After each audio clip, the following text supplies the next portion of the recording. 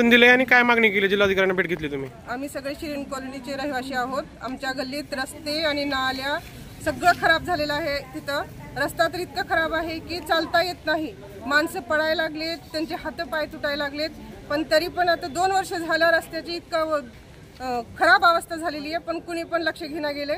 आता इथं कलेक्टर साहेबांना निवेदन दिलंय, पण त्यांनी म्हणलं की सीओ मॅडमला फोन केलाय आणि आमच्या समोर फोन केला, पण त्यांनी म्हणले की करून देतो, आजच्या आज करून द्या म्हणून सांगितलं कलेक्टर साहेबांनी। आणि सीओ मॅडमला पण ह्याच्या अगोदर खूप वेळेस भेटलेलो आहोत आम्ही, पण त्याने काय लक्षावर घेतलं नाही। फक्त एक टिपर मुरुम टाकतात, फक्त टाकून जातात, ते पण रोलर फिरवत नाही आणि ती काय उपयोगाचंच नाही। ते चिखल पूर्ण इतकं होतंय की आम्ही सगळे तिथंच पडतो रस्त्यावरच।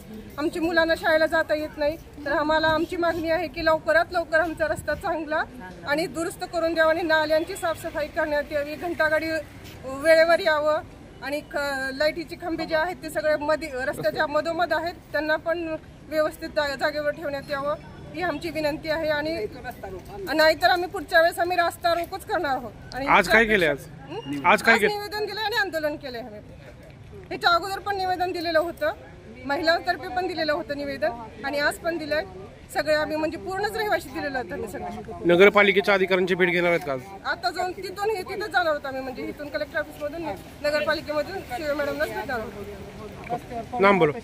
कौसर मस्जिद पटेल।